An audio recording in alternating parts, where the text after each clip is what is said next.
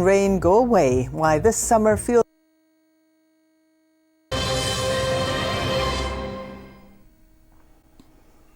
Good evening. It's decision day for millions of voters. Has brought some traditional Scottish summer weather. Win. I mean, the public were almost demanding.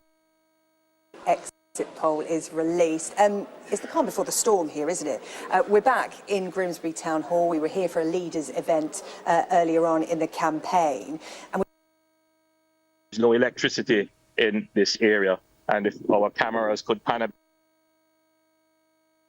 smooth ride all the way. Some talking points. Did you know that simply factoring brokers have helped us? We've heard that things might be close, but the tones have been much more measured when it came. Back and say, here, have this. He took.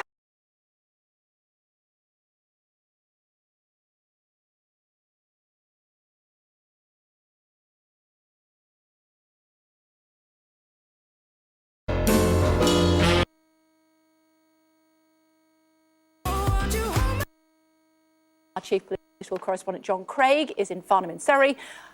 And on we go, our community's Democrats leader Ed Davies count in southwest London, the Kingston and Surrey with twice. Took us all by surprise as he launched his re-election bid in the pouring rain. A few moments to go now until... From 1 a.m, we'll be keeping an eye on the Plaid Cymru. And I'm... People, they're just, I don't know, everyone's... watching us, waiting for the exit. Yeah, and it's...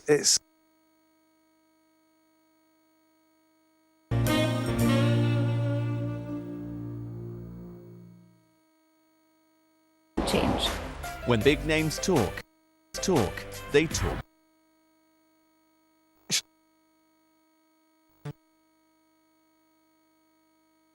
Katie Baser, Natasha Beding.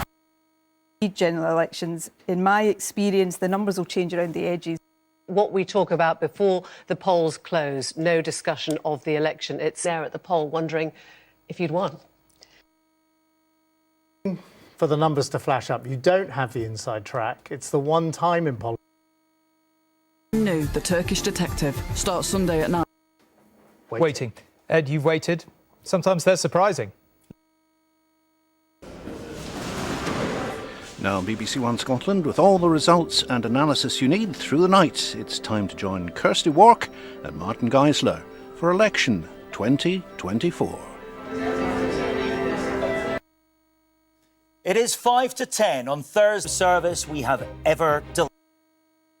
Against Slovakia. Brilliant, And exhilarated. I think, yes. 14 years in charge. But can he cross Jeremy Van... Eye on all the elections. We come from have incredibly loyal supporters who've been out with us day in, day out. Most of us have been out for 6 weeks, unless you're trudging around with a group of people, knocking on doors, leafleting, and now... We twist and turn. Make sense of all the numbers with...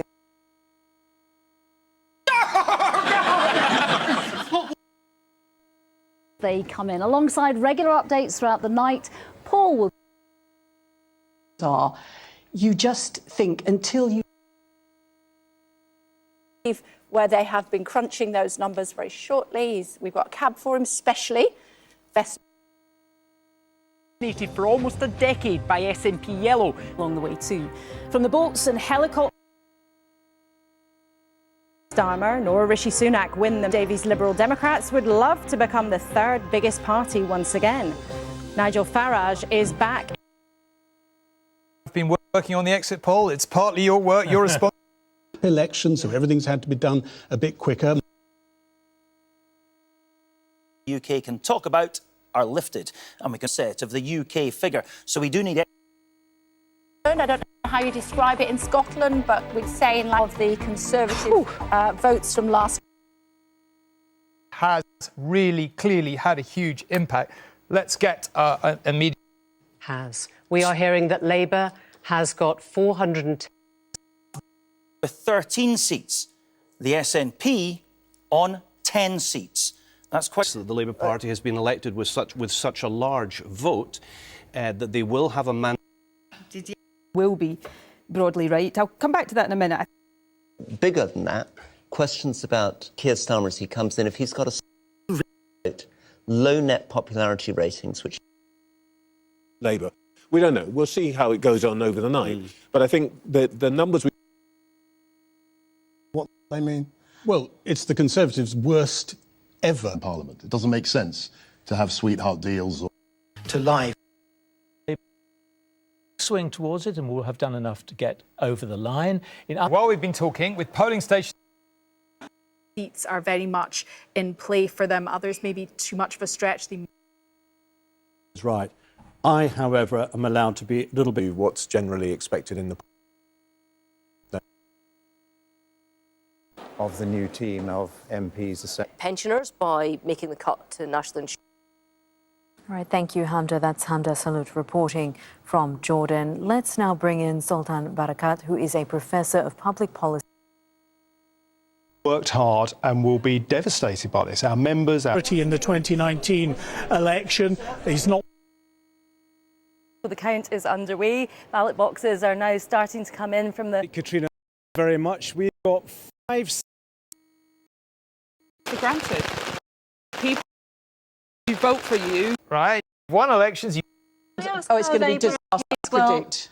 I really take your point. The next election... You've got it. Thank you, Laura. Yes, welcome to the headquarters of BBC.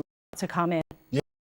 Yeah, we talked to Victoria. Does not translate to votes. And I would say, well, look, there's a tie. The leadership of Boris Johnson. The centre-right Tories were considered Hallock in North. Said they'd had excitement. They'd had the excitement, so-called, of Liz Truss, of Boris Johnson. And actually what they're looking for is a competent, cautious, decent man to run the country. And that's exactly what they're going to get in Keir Starmer. Not the excitement of swinging from zip lines or ill-thought-out budgets. Somebody who can manage the country in an effective way. And yet, people said that to me over and over again. And yet a lot of people appear to have been supporting a man who has been at Thorpe Park on a slip and slide, jumping in and out of Lake Windermere and being quite the thrill-seeker, Jeff. Can we go back, sorry, to push this point, chaps, but... There must be some sort of self-reflection from Rishi Sunak right now, where he's sitting up in Richmond. Of course, we will keep you abreast with the result there as soon as it drops. There's even been some suggesting in some of these MRP polls that the Prime Minister might become the first in history to lose his seat. I'm asking you about the mood on some of the WhatsApps, because the blame game will begin, and it will begin in earnest. And how much responsibility does Rishi Sunak need to take? Brandon, you made the point that he called the election earlier than anyone anticipated, and actually it did prove to be a mistake. Well, I think Rishi is somebody who will feel this very strongly, and ultimately he is the leader of the party. He was the Prime Minister. He didn't wait until the very last minute for an election and then call it when he had to call it. He chose when to call it, and he'll know that he made that decision. That's nobody else's issue. The Prime Minister makes that decision. I suspect right now that's weighing on him very, very strongly. The fact that we're even in a position where sitting Prime Minister in one of the safest, or as was, safest seats in the country, and we're wondering if he might be at risk. They're doing the count now, by the way, Brandon. They're counting up the votes now. It's a shocking place to be. And he will go down as the Conservative Prime Minister and leader who had the worst election result in over a century. He won't. That's not something he would have been looking to do when he became leader of our party. I know there's all the talk about the timing. Are a swing of under 6% for Labour to win that seat. So given the exit poll, she was a Labour MP from 2010 and 2018. Many more. Just ask BBC. And reactions coming in thick and fast. Sporting rivalry was... It was a great one there. Who? That was a great one. Was it 82? Was it 80? Not like she has already been very clear about what the future of the Conservative Party would look like under her. She does not want this important and relevant book. Going out there, not taking anything for granted, and speaking to the electorate